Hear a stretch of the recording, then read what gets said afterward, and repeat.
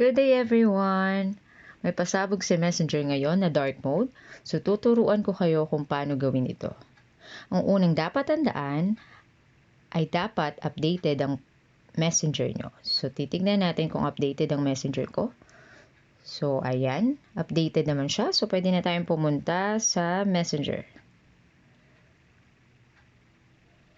Pipili kayo ng kahit sino na friend nyo sa Messenger na pwede nyong pagsendan ng emoji.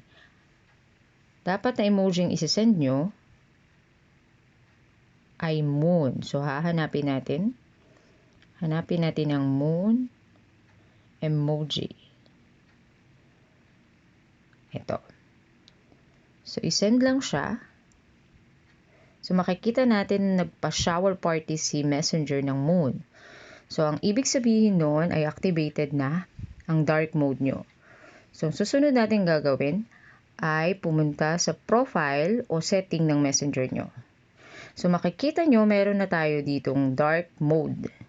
So, ang gagawin lang ay click o enable ang dark mode. So, enable natin ang dark mode. Yala! Ayan na! Dark mode na ang Messenger nyo. So, enjoy!